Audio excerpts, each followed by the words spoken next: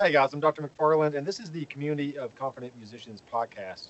And today we have with us Bruce Kasprzyk. He's a longtime friend and audio connoisseur. But hey, Bruce, how's it going? Excellent. Other than just going to work, coming back, and not doing much anything else, it's getting by. Yeah, I understand that. Well, let's go ahead and talk about a little bit of your history with recording and maybe some of the groups you've worked with over the years. And I know you as Mr. Analog, but it's kind of strange when we met because that was kind of at the tail end of MTSU actually having like analog components in the studios before they started going to, like Pro Tools and stuff like that. So Right. I guess kind of give me your background on why you got into this whole recording thing in the first place and just start. Okay. All right. Sounds good. Well, I guess a long time ago in a state far, far away, at Holy Cross High School in South Jersey, I was prime minister of the AV Club, and I appointed myself that title because the faculty advisor, we called him Senor. He was from Spain, and English was like his sixth language, and he still spoke it better than we did. But I said, all right, Senor, you're the king, but you're just a powerless figurehead. I call the shots here. So I was Bold. Yeah, so I was 16 and wise, and handled all video concerns for a regional Catholic school with no money in the mid 90s. And so from there was there's the Cinnaminson Community Chorus. Cinnaminson's the township I'm from in South Jersey, and one of the teachers in the high school there was in the chorus. And so she went to Senor and said, hey, can you record this?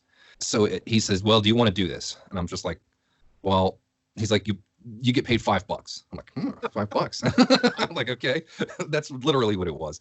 So they wanted it video recorded, but I wasn't really interested in that. I thought that audio would be better, and I had just saved up for a year. And I was 15 years old, and I was delivering newspapers. And for a year, I didn't buy any candy, any records. I was very disciplined, and I bought this 1968. No, it was a 71. It was a 71 Revox A77 tape machine, which I still have on the other side of the room here. And so it was a serious consumer machine. It was kind of a machine used to play demos for record people back in the day. It was made from December of 67 all the way until 80, I think. There's tens of thousands of them out there. They're around 50 or 60 cycles. They have a voltage selection for 5 different voltages, so literally anywhere in the world. I think that's one of the reasons why there's so many of these.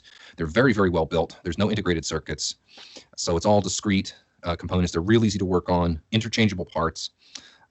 Anyway, so I didn't know that at the time. I just happened to see that one. So this was before the internet, way before eBay. So there's this thing in the Delaware Valley called Trading Times, where it's like basically a Facebook marketplace that is in a little book that you pick up at the 7-Eleven, and it's just people put it in there, and it's like classified ads for, here's a book with people's junk in it. And so we found the machine in there. Then we drove over to Pennsylvania, fought our way through awful traffic. I still remember that trip because my dad was he was mad. Why are we doing this? It ain't worth it. So anyway, so I had this machine, and I wanted a machine that held the larger reels, like the 10.5-inch reels. I have one around right over there. Here, hold on. Since I am Mr. Analog, I'll grab it. Yeah, so I wanted a machine that took these reels. So I had to spend a little more for it. But anyway, they still wanted the video recorded, so I hired my buddy Mike, who went to a different school, to do the video, and I think I paid him $2 to do it. So then I kept 3, and I ended up selling 45 copies of that. And I sold them for $5 a piece. So, now I'm into like triple-digit dollars here. I'm 16 years old. This is 25 years ago, so that's so much money. I didn't know what to do with it. But I realized that the money was great, but the process was greater. And just I started out with the idea that it's live to 2, mix on the fly. That's it. That's the way it was supposed to be. And I've changed my mind, obviously, over the years. But that's really how I started on that road. And then so I made a little money, and I thought, well, okay, now I'll take that money and reinvest. And so the next time I bought better tapes. And then so I recorded for this chorus 4 or 5 times, I think.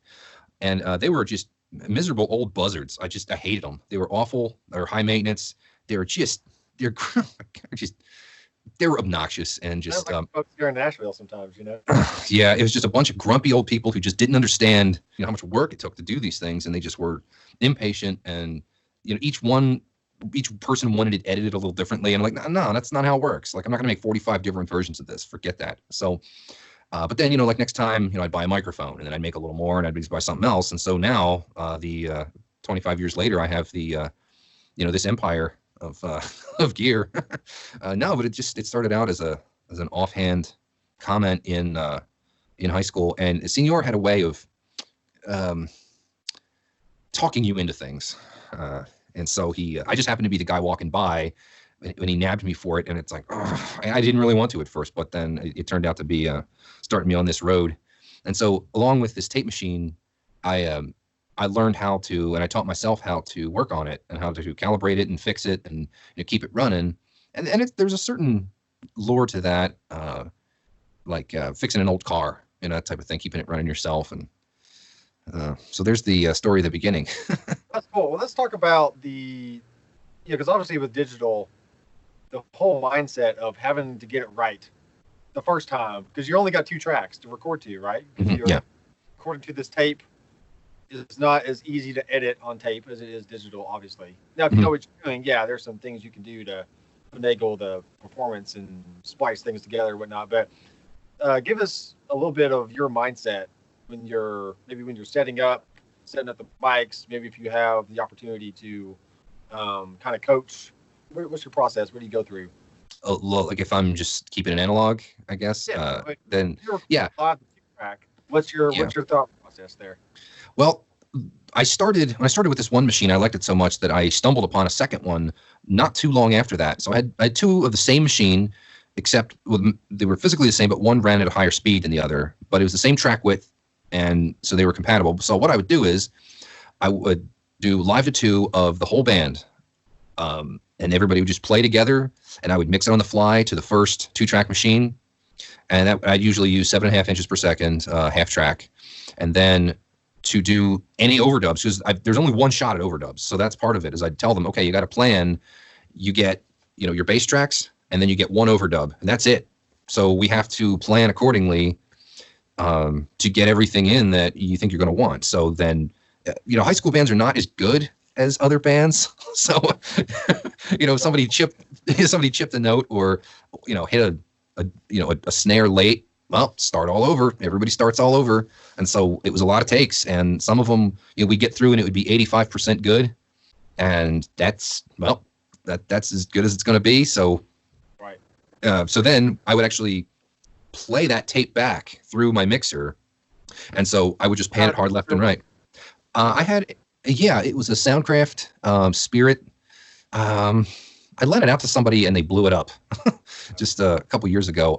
It was a 12-track or 12-channel, I should say. It had phantom power, and it had 1 phantom power button. So either all of the inputs had it or none of them had it. So, but it had some stereo return. So it was like 1 fader, but it was a stereo input. And so then I'd put the first tape machine in there, and then you'd have 12 inputs of overdubs. And so the first tape would be playing, you'd be playing along with the band. So like I did one where it was drums, bass, guitar, and then we did an overdub where a guy played keyboard and sang at the same time and mixed it together, and the final was being created at that moment. That was it, and if you didn't like the mix, you had to go back and redo the overdub performance. So there was a lot at stake. They can mess up, because you can mess up as well. I mean, you could have the vocal too hot, or any aspect of the mix too low or too hot, and sorry guys, you could just blame it on one. It was like, oh, the bass player screwed up again. Right, exactly. Not telling them that it was something that you might have done or whatever else. But right. Sometimes like the phone would ring and it's like, well, I guess we got to start the whole thing over. If you hear a noise in the background, or I had no dynamic processing whatsoever. I had rudimentary EQ. Where it was just high, low, and then a sweepable mid. But I didn't really know what those frequencies were.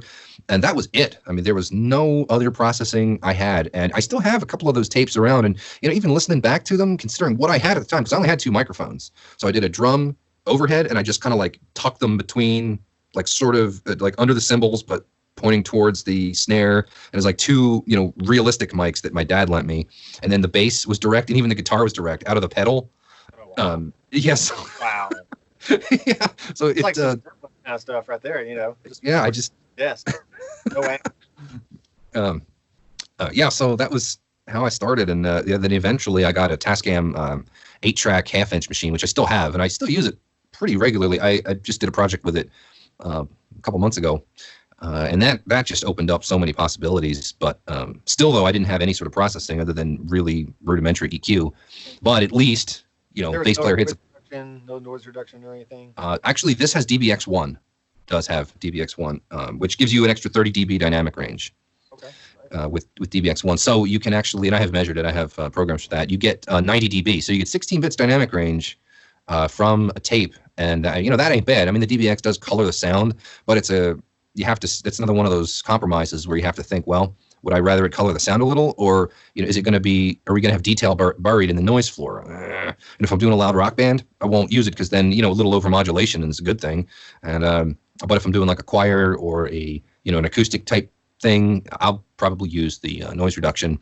But yeah, and then if it also has a good cell sync function. So if you want to punch a bass part, you just drop that one track into record, and then you can fix it that way without having to start the whole takeover. Yeah. Right. That's cool. So let's go so that was your high school years, pretty much, right? So what led you to your next stage of higher learning? Well, my dad kept pushing me to be an electrical engineer, and he always hated his job. And I'm like, Dad, why are you pushing me to do something that you don't want to do? And I had no interest in that at all. But the thing is, I really didn't have a lot of interest in really doing much of anything. I have some mental health problems, and sometimes I had trouble getting through the day, honestly. And but I found the recording program at MTSU, and made my way out there. And I spent 3 semesters there, and then I actually went back home to South Jersey for a year. That's actually when I got the Tascam 48. It was February of 2000. Because I remember I drove out to Pittsburgh to get it. It was like 5 degrees and windy that day, and we were driving over the mountains. It was cold. But yeah, it was a case of I really didn't know what I knew that I really enjoyed the recording stuff, and I didn't really have a better idea. I definitely didn't want to do anything like accounting or that. Just to me, I would rather live, I don't know, under a bridge or something than do accounting. And now I'm grateful that people do that and enjoy it, but that wasn't really for me. And it's funny though, I wouldn't consider myself a creative person at all, but I just enjoyed the process and the sense of accomplishment of getting something reasonable with such limited resources. I've heard it said that art thrives on restriction. And so having things to overcome with my limitations in experience and technology has there was a certain thrill to that. And I guess I got really frustrated at first at MTSU because it was just all high school too, basically. I had to take stuff that I took in 9th grade, and I'm like, what am I even doing here? Which is one of the reasons I took a year off. But no, when I came back, I met some good friends, finally got into the program, and then, we did that Not Before Noon project, which still, I think in any given person, they have moments in their life when they actually exceed their own potential. I can only think of 2 or 3 for myself, but that project was one of them for me. So what year was that? Was that that was 03. That was 03. Yeah, it was January 22nd was the first take when we did the demos, and then August 22nd was when the 1/4 inch final was done. So yeah. Explain to the listening audience what the project started out as and what it turned into. Okay. Well, one of the advanced classes at MTSU was called 467 Studio Production, and the assignment was to find your own talent, pick, 3 songs, and bring 2 of them to completion. Or no, it ended up being 1 because we had a really lousy teacher who was getting fired, and she just made it 1. Yeah, and she was late, and it's funny, in class, the first half of class was Bruce's vinyl time. I would bring records, and we would listen to them right in class.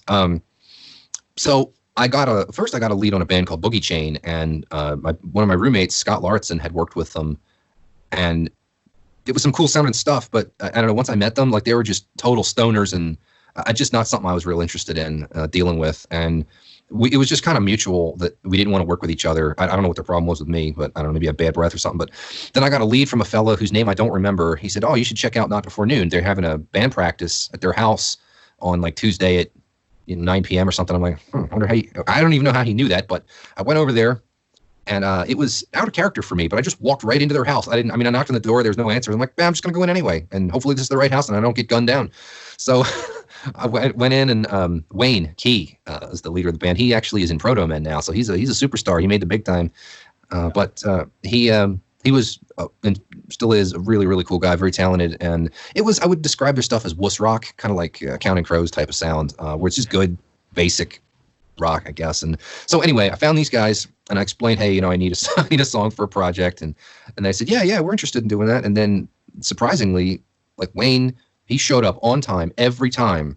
He was never late. He didn't miss a session. He was there every time working on this song. And he had one or two bandmates that were a little less than reliable, and he still managed to get them there and get all the parts done. And so really, to answer the question, the whole thing started as one song for a school project. But I worked at the studio maintenance shop at the time, and I had the key and access to the book or the program that booked the studio, so I could see what blocks of time were not allocated. So we could just sneak in under the cover of darkness, or go on the weekend when there's no other session going on. And we did 6 more songs and decided to release it. And the release show was kind of the band's breakup show. I think that's the last show they played together, as I recall. But yeah, it all started with one song, and then we just decided to go with it because we had the resources, we had the time, and we had the tape. That stuff was already bought, so we thought, why not? Right. Yeah, that was. I had the pleasure of assisting and just being a fly on the wall. And well, I think that's really. I tell people that I don't have a recording degree, but it's almost like I got one through like osmosis almost, or like just knowing people and being always in the studio, whether it was your sessions or tons of other people I knew at the time that were having sessions, and Nathan, go wrap some cables or set up a microphone, or hey, I need you to go in and play some guitar for us so you can get some levels. It's like, all right. Cool. Right. Yeah, well, that was the guy with the backpack and the classical guitar in one hand and the trombone in the other, doing the music thing on the other side of the campus. And thankfully, I met a great group of guys like you and so many others that just allowed me to kick along and learn from you, so. I certainly wouldn't be the engineer I am without that project. And one of the things I learned, because by the time we got to the end, it took 11 semesters. At the beginning, there were about 1,700 of us in the program. And by the end, 11 semesters later, only about 50 of us actually graduated with this degree. There was a lot of people that got weeded out. But one of my problems was that I think I was the only one of that group that was not a musician, that had no talent for music whatsoever. And I struggled terribly to communicate with musicians. And that's where you came in. And I learned, good second engineer and or producer, you got to have that. And so I learned a lot from you. From osmosis, I guess, same thing. Just because I could tell me and Wayne were we were getting real short with each other, and just because we couldn't communicate. And then you would just step in and straighten everything out, and then we'd both be happy. So yeah, it's good to. And we still work together today, so it's a good relationship that we have there. Right, absolutely. And I'll have to see you sometime soon about an illegal back alley haircut because yeah, they're all closed around here. But anyway. Right, let's go on to obviously you're big into analog, but now we're in this world of digital and all that. So tell us about your digital setup and all that, how it all set up in your workflow. Okay, yeah, I had up until recently 3 RME Fireface converters. They do 8 channels, A to D, D to A, and so I'd have 24 tracks. And they sounded pretty good, but they were recommended to me by an engineer friend of mine, Justin Cordelou, who works in Nashville. He's the real deal. He's worked with, he just did a song with Paul McCartney. He did all the Alice Cooper re-records, the Fish Fuego record. He did that. Anyway, I call him whenever I want recommendations on gear because he may not have specific, nobody can know everything about all the gear out there, but he would give me some places to start. So I said, well, here's my budget. And he said, well, for price to quality ratio, he's like, we're at an interesting price point, but here's something I recommend. So, I checked them out and I really, really liked them. But that's the RME? The RME Fireface 800, and they're not made anymore. I mean, you can get them used for $500-ish. I think new, they were close to $2,000 a piece. That was like close to 15 years ago. I think they were one of the first converters that would actually do 176.4 and 192K sample rates.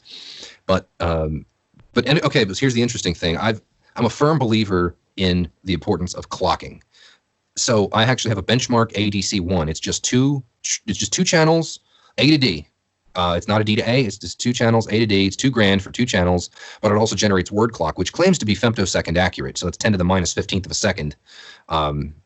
So it'll send a signal by BNC, word clock, or through SPDIF. And then the nice thing about the Fireface 800 is that you can tell it to observe a different clock. So I'll say, look at word, and then all 3 of them I can have gang together from the same clock. And that greatly improved the sound with the same converter. So, there's a tip there. No matter what converters you have, if they can accept word clock and you have something that can generate it, put that together. I think you'd be surprised. But anyway, but I was ready. The word clock and the benchmark. I mean, what is it doing? What is the clocking doing for your sound? What the clock does, and it's essentially a very high frequency square wave, and it basically tells the converter when to take a sample, when to take a snapshot of the waveform at that point in time. So it very, very narrowly defines time. And so all the 3 converters running together will know they'll take their samples at exactly the same time on all the converters. And so that will help eliminate things like, it's called word clock jitter. Yeah, it's jitter. And I have to draw you a diagram. You have to draw a diagram on that, but you can look it up online, what jitter is and how it works. But that's what good clocking does for you. And so you can avoid some, upper harmonic distortion that way, and just like a diffuse hashy sound, you can mitigate by good clocking. So yeah, I guess for those who are just starting out recording, I would say it's perfectly fine to have, a decent middle of the road, interface just to get all your ins and outs going and really learn the concepts of like microphone placement, getting a good take, stuff like that. Sure. But once you get to Bruce's level here, if you want to go that far, there are other things that you can improve on in your signal chain that will just get you that last 10% or whatever. Does that make sense, Bruce? Yeah, I would say. Is it going to make for, let's say even the average home recording guys, like should they be upgrading their converters, investing $2,000 into their studio, or is that clocking? Other people? Well, I have a policy of whatever the budget of your studio is, 50% should be converters. So if you have a $100,000 studio, you should have $50,000 converters.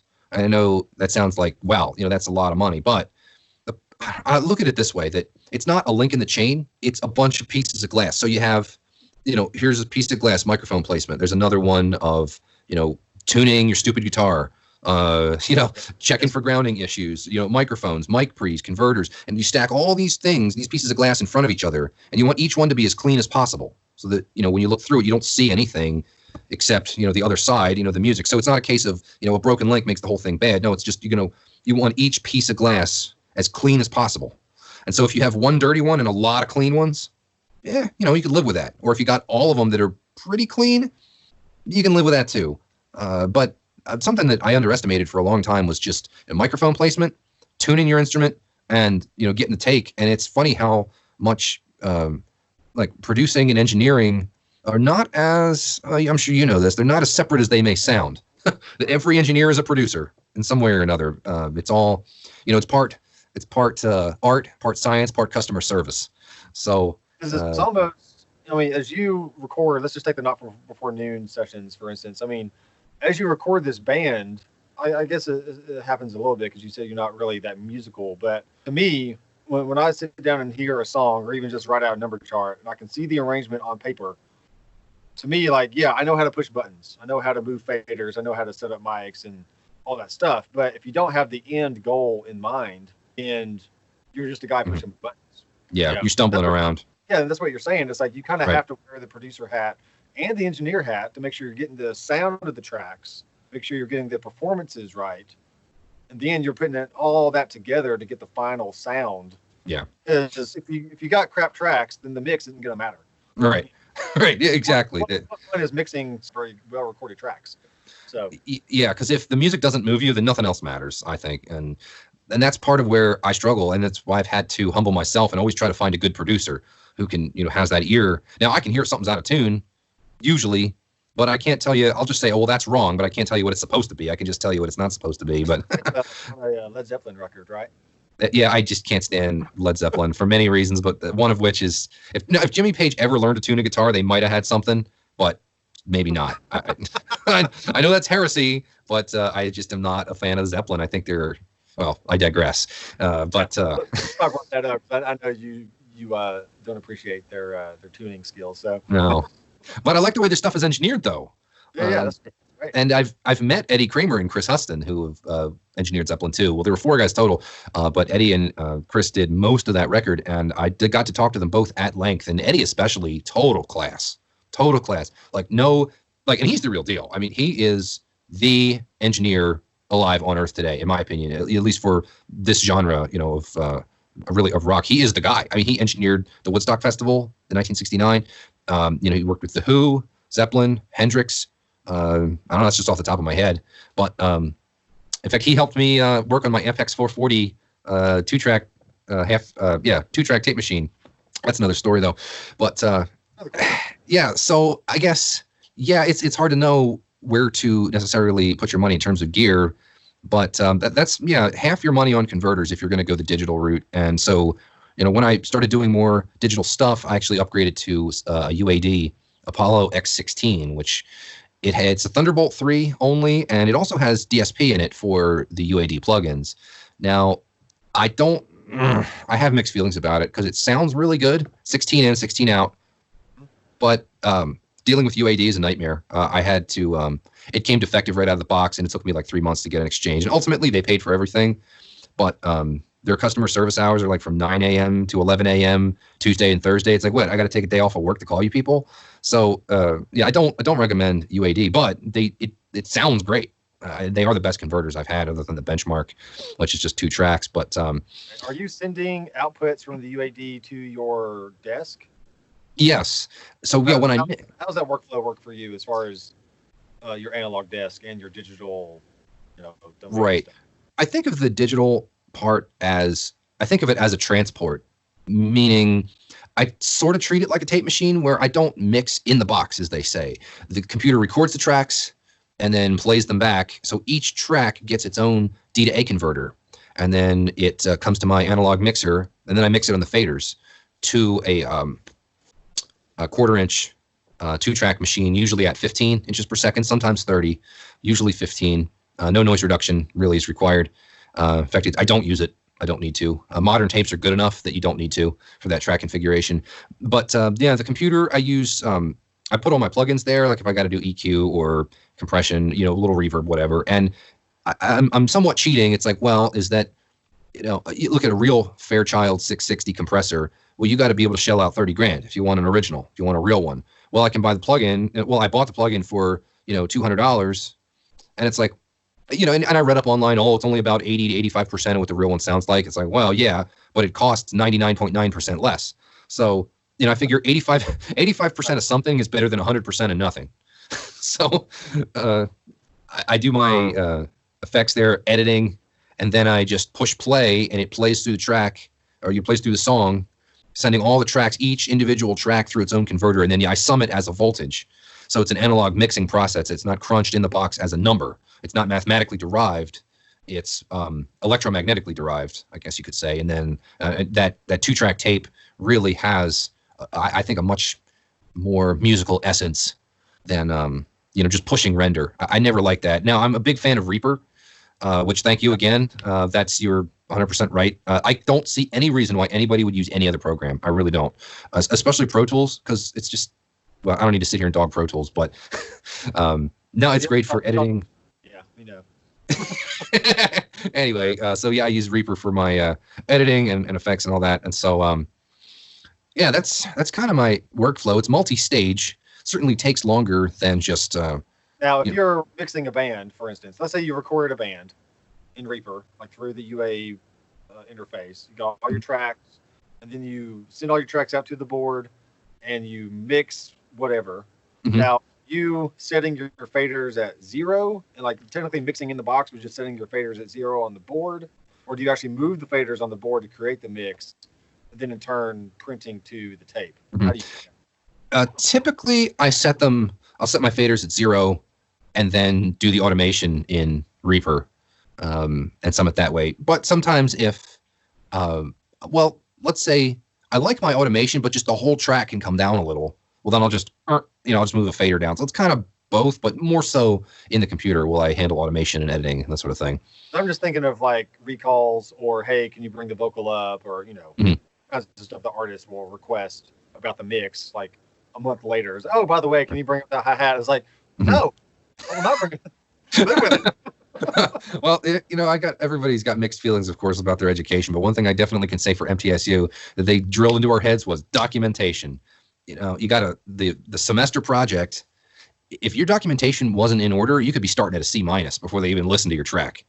And so I really took that along with me, and I write down everything. So even if a month goes by, a year, whatever, I have a way where I can look back and I'll know exactly what I got to do. And in fact, interesting story. Well, I think it's interesting anyway. Was I recorded a recital for a friend of mine at University of Wisconsin here in Madison, and it was a full band. He's a jazz major. He played saxophone. He actually played a lot of different things, but he had a full band with him.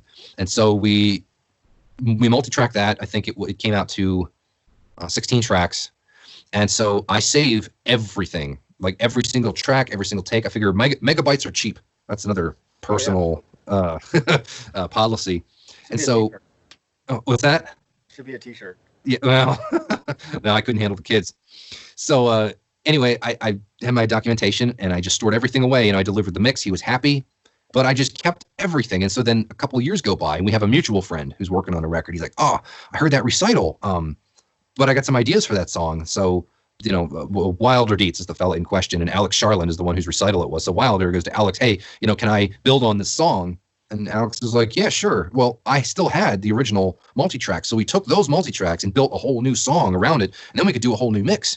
So it wasn't just like, sampling like a lot of the hip-hop fellas do. And so, yeah, good documentation. Oh, that's a big deal, as far as engineering success, production success. Yeah, definitely. Yeah. That's part of the workflow. It slows you down in the short term, but in the long term, you're always better off, I say. What are you writing down exactly? It was like track 1 was kick, track 2 was snare. This is where I had the fader on the mix. I mean, what exactly are you documenting there? Well, I will put the name of the person, the instrument, the track number, the type of microphone I used. Then,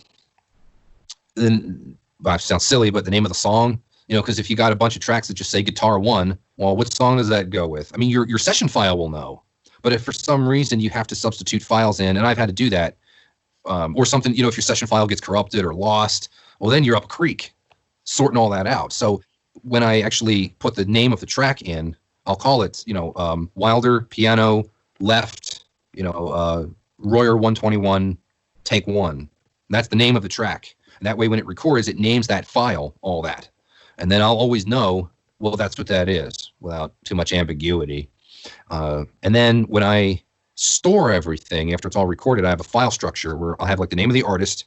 And then I'll have like, it'll say like, 2019 _01 January 21 _ and then the name of the record. And then under that folder will be multi-tracks, mixes, masters, session files. And I always have it in the same order, so that I know, I'll know, well, if I'm going to look for it here, well, if it's not there, I don't have it, but then I can find it easily if I need it. And then I also have a server set up, well, two, actually, one in my basement and the one at my brother's place in California. So I back up all my multi-tracks, mixes, everything. So I have one set of everything in California and then one here, and that way nothing's going to get lost. That's another thing I recommend is get a network attached storage box, one that holds like 2 hard disks, and set them up as a mirror. 1 + 1 = 1. Because I had a case where a hard disk went bad. Well, I didn't lose anything because I had a mirror of it. Well, again, megabytes are so cheap. Get a second hard disk for $150 and, do it that way. But I guess that's what I mean by documentation and staying organized. No, that's great. I've definitely lost my butt like twice over the years. Because the hard drive went bad, and I was like, oh no, oh, expletive. Like all the I hate to say this on the podcast, but all the feedback revival stuff we record over the years, like it's gone. Like we have the masters, we have the final mixes, and thankfully I did share some multi-tracks with some other people for them to use as teaching tools, like on Mixcode.com and other places. So I have like maybe 5 5 or 6 multi-tracks of some of the songs, like 6 songs out of 27 or 28 songs we did total. I mean, it's just like, it's just sad, but yeah. But I have a saying though, is like nothing says a mix is done like losing a hard drive. Because you can't go back to screen mix it now. Like, all right, I guess that solo, that guitar solo, that was a little too loud. I was like, you know what? It wasn't that bad. You can't fix it. You can't go back and change it. Right. So it's like, all right, it is what it is, Unless you want to go back and re-record everything, which is impossible. It's not going to happen. And it ain't going to be the same. Yeah, right. Okay. Well, the hard way is the best way to learn. Isn't that the truth? Learn. Now, this is hilarious. You might get a kick out of this. The level of knowledge I have when I first started recording back in like 99, 2000, somewhere around there. I had my, I'll talk about this like in full length on another podcast probably, but it was a Tascam Porta 2 Studio. It's a 4-track cassette. Mm-hmm. And so I started recording on that. I even had it at MTSU. I would go to the practice rooms in the music building and set up a little faux recording kind of thing going on in there and lay down tracks and stuff. But anyway, I would record on my mom's computer, which is just like a basic Dell PC from 1997 or something, Right. And the knowledge I had at the time, when I had a message come up saying, hey, your hard drive is full or your audio folder is full, that in my mind was like, all right, I'm going to go to all the games on the computer, delete them. I'll start deleting like random files. It's like, I got to clear space on the computer, not knowing that all the little tidbits of audio I was recording was being stored in a centralized folder, audio folder, somewhere on the computer that was magical to me. I was like, I don't know where all this stuff is going, but yet it's telling me that my audio folder is full. So, yeah. I didn't know a whole lot back then. Well, so if you just came home from a music store with your first microphone and your first audio interface, and you're hooking everything up to a computer, not even knowing where to put things, just know that hey, you got to start somewhere. Yeah. And you're gonna learn one way or another. Now we have YouTube. You can just type in your question on YouTube or Google, and you'll get like 50 different videos on people showing you how to hook things up and whatever else. Right. Obviously back in the early days, we didn't have all that. We had to just figure it out. That's right. And hey, my very first recording was August of '94. I did a thunderstorm. I recorded a thunderstorm in 4-channel, and like I accidentally erased over a part of that tape, or I recorded over it, and of course, it's gone. It's just like with the tape, you make a bad punch, that's it. I mean, it's lost immediately, right? There's no undo or clearing space. It's like, well, it's like I always say though. At the same time, when the light is red and there's the smell of iron oxide in the air, you're getting it. Everything's okay. But yeah, especially one of the reasons why I was into analog so big, and I still am, is that in the early days of multi-channel audio, computers just weren't fast enough. Even in the late 90s, early zeros, we pretended they were, but it never worked right. How many times did you hear guys grumbling, "Oh, the Pro Tools rig is down again. Oh, I lost my snare track." And well, it just wasn't really good enough. And it really didn't sound all that good. I mean, converters were just dreadful. They just didn't sound good at all. Even the nice ones that MTSU had, those they weren't Prism. It doesn't matter. Anyway, they spent like $8,000 on 8 channels, and they were okay, but compared to that Studer A827, they weren't even close. So, yeah. There's something. If you ever watched any Steve Albini interviews, or just heard him talk at all about his analog process, he's to the mindset of like, digital may not always be there, but if you got that tape in your hand, you can always put it on a machine, run the tracks through, and like you have that performance. Like, yeah, it's on there. It's on there. It's like it's not going anywhere. Right. Right. No, absolutely. And in a sense, I somewhat treat the computer that way. Like I don't like that whole thing of, we'll fix it later. No, I don't subscribe to that at all. Even though it's a computer, I'll say, do it again. I'm like, let's punch it. No, we're not going to fix it later. I don't. And they're like, oh, can you tune that? Nope. I don't even have that. I don't tune anything. First of all, I don't know how to use it, but I categorically refuse to use auto tune.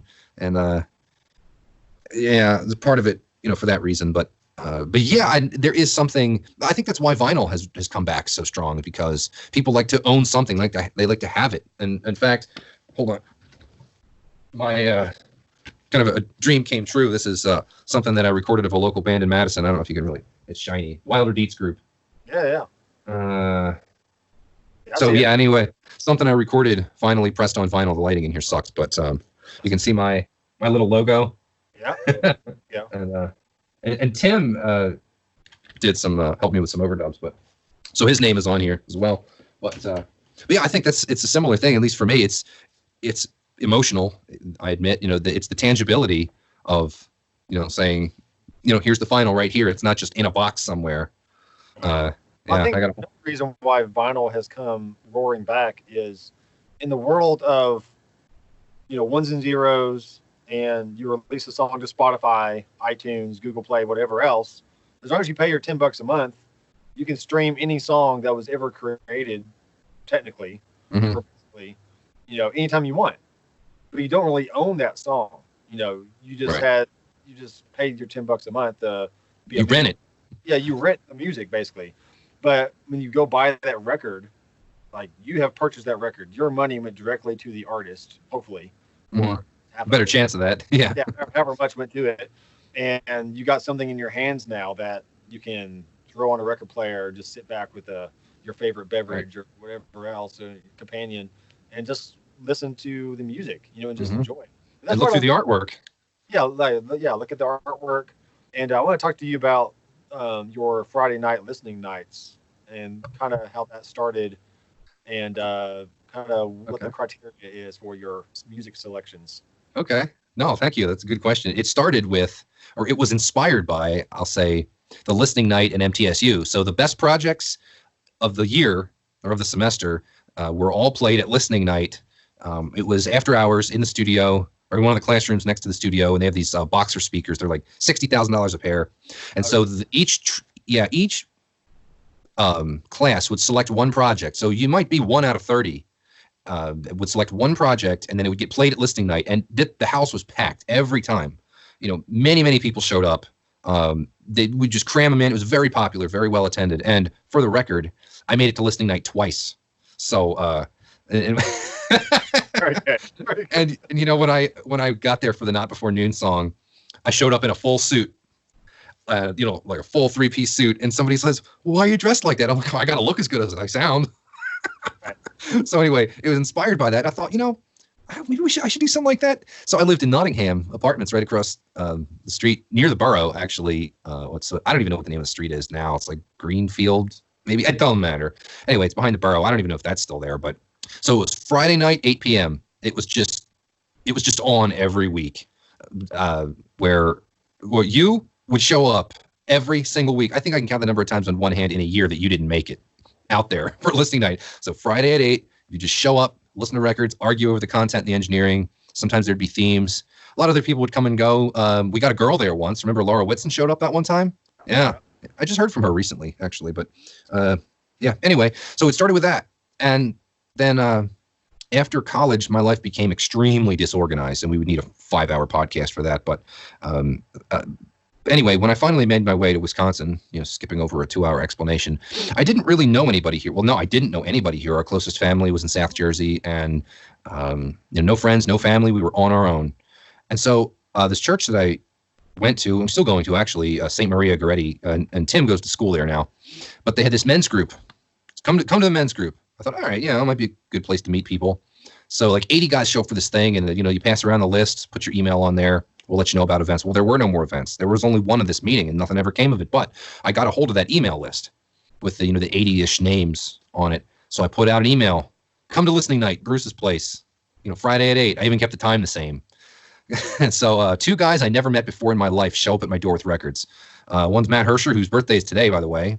And then Ken. Yeah, I have to give him a call. And then Ken Brown, both of whom. So I never met these guys before in my life. They show up at my door with records, and I'm still very close to them to this day.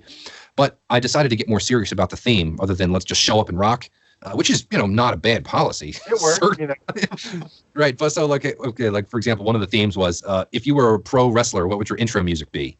Well, for me, it was Lay Your Hands on Me by Bon Jovi. Another one would be like covers that are better than the original, which, it really invites controversy.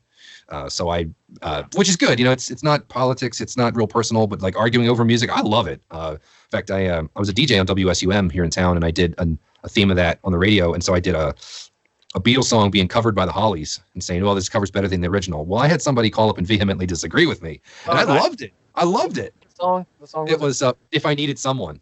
It was a Harrison song, actually. But the Hollies did it. I think they did way better. I'm not, like I always say, I like the 60s, but not the Beatles, 70s, but not Zeppelin, 90s, but not Nirvana. Anyway, yeah, the Hollies is my 60s band all the way. That was Graham Nash's first band, by the way. But yeah, anyway, I've tried to, this has been almost 10 years going now, and I've seldom repeated themes. I always seem to be able to come up with something. And then when they come to me, I write them down. I have like pieces of paper all over the house because I'll forget things so easily. So let's see, we just did, like we've done like geographic locations, songs of standard units of measure that are mentioned in a song. One of my favorites was songs whose title appear nowhere in the song. Kind of like, Rainy Day Women, number 12 and 35, Dylan. So yeah, that's the story with that. And it's still going strong. Well, not right now because everybody's staying home, but Right. That's pretty cool though. I was thinking if there's a way to almost do like a live stream where like you could pipe in like high quality audio through the stream and like whoever in the world could listen. But I don't know if you would have like a copyright. It wouldn't be considered like a public performance or anything. So I don't know how that would work. Yeah, I don't think so. I don't know that it would be able to be monitored in real time either because they don't know what song I'm going to play. But but then, this podcast could get very political very quickly. So I'll just holster that right there. I want to get into that. No, I never thought of that. Only a few episodes in, so don't shut me down just yet. Okay. That's cool. Well, let's go ahead and we've been talking here for a little while, and let's go ahead and end the podcast with just like a round of like, favorite microphones, favorite guitars, maybe amps, stuff like that. So go ahead and what's your favorite kind of mic to use in the studio? Or just live or anything really. It doesn't matter. Live, KMS 105 by Neumann. It looks kind of like a like that generic, SM58 kind of shape, but it's phantom powered. It's capacitor, so it's condenser. It's not dynamic, so it has much cleaner highs, tighter lows. Because like the SM58 is pretty much the worst microphone ever made. Period. I like nothing about it whatsoever. And everyone uses it.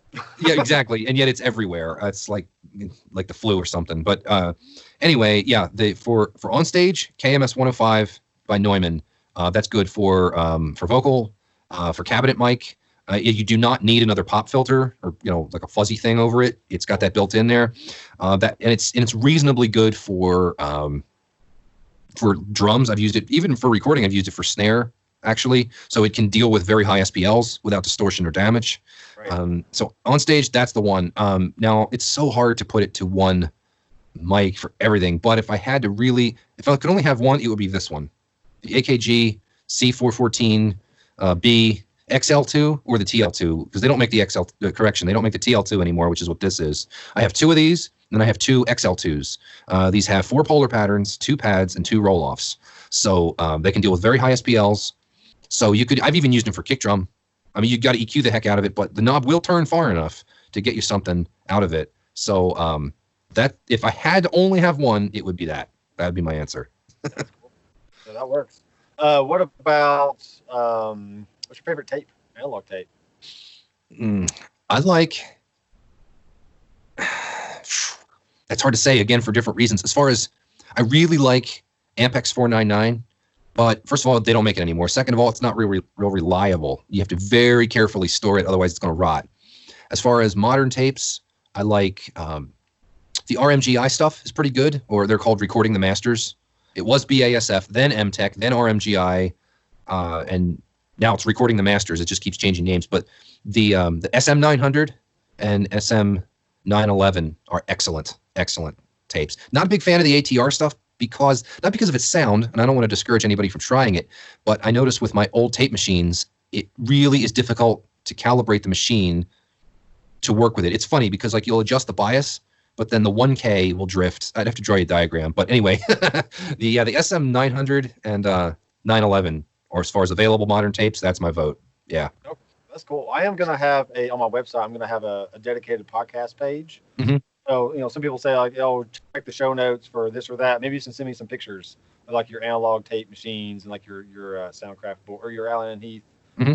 board and different stuff, and I can put that in the show notes and people can check that out. Cool. Yeah, I'd like that. Have you tried the UAD like tape emulation stuff? Yes, I Thoughts on it? generally positive. Obviously, you see the tape spinning on the screen. And like if you really push the input and output, you can hear it like push back a little bit, like it grits up. But Yes. does it work? Do you feel the same? Do you get the same excitement as you use like the real thing? Like what? Yeah, absolutely not. But I have the Studer A800 plugin as well as the Studer J37, which that's made by Waves. The A800 is made by UAD.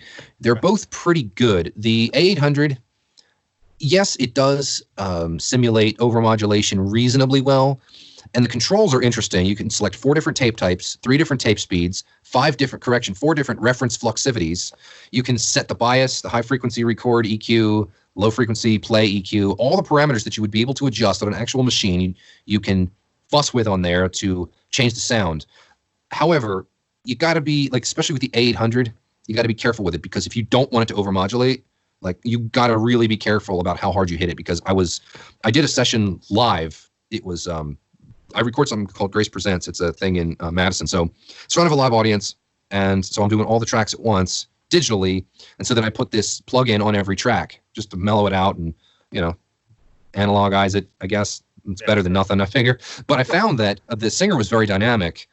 And so I kept, it was bumping, and it was overmodulating on a vocal, which really doesn't sound good. Especially this was like a really, like a high alto kind of voice in a bluegrass situation. Didn't sound good. So if you're going to use it for a sweetener, you got to be careful. If you want to use it in its extremes for simulating overmodulation, yeah, I guess the answer is yes, I recommend it.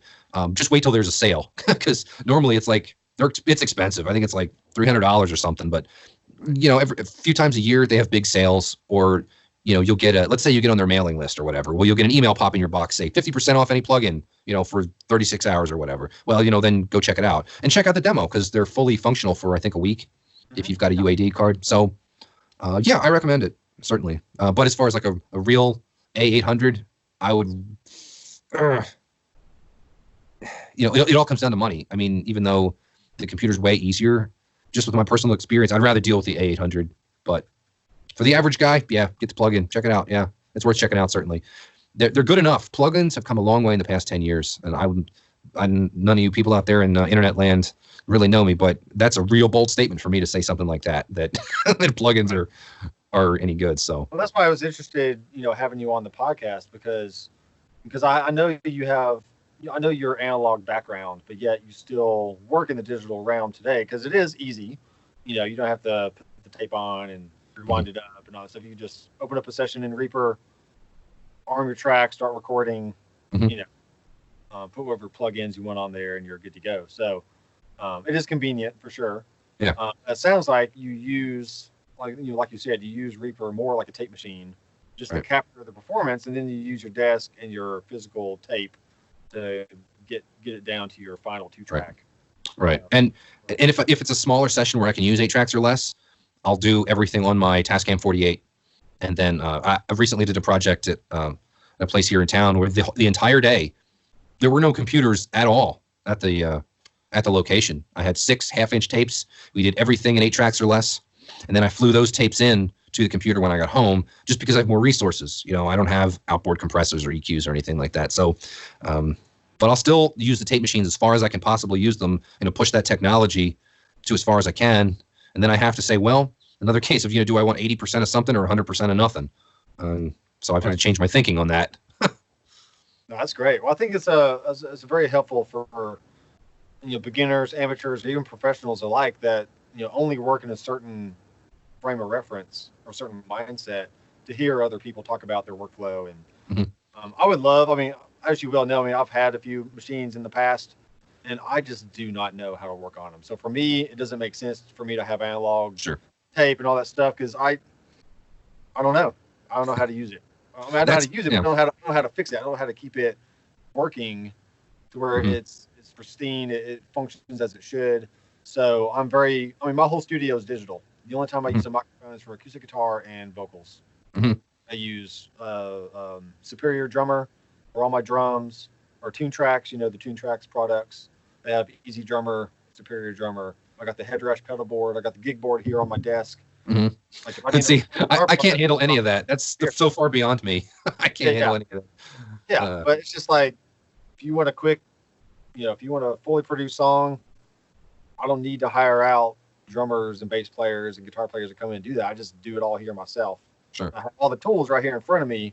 Like I can literally reach to my left, to my right. Like I can turn here, I can play drums. I can turn here, I can play piano. I got my guitar and bass stuff right here in front of me, and I have the PreSonus Studio Live 16 board with all the flying faders to, get That is cool. different levels. So, yeah, so it's just like this is my world.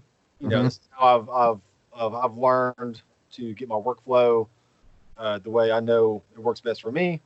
Um, but yeah, it's just great to know there's other people out there with different workflows, different mindsets, but we all have the same goal of Sure. you got to have the final product sounding its best. Right. Whichever way. There's a lot of different, yeah. There's a lot of different ways of arriving at that, and I'm again, that's I would not consider myself an open-minded person at all, but I have to have to say that, yeah, I have to admit that I hear a lot of stuff come out of little studios like that sounds really good, and internet land people find your place because like with tape machines, so many people are more in love with the idea of a tape machine than the thing itself. They don't know how to do the calibration, head alignment.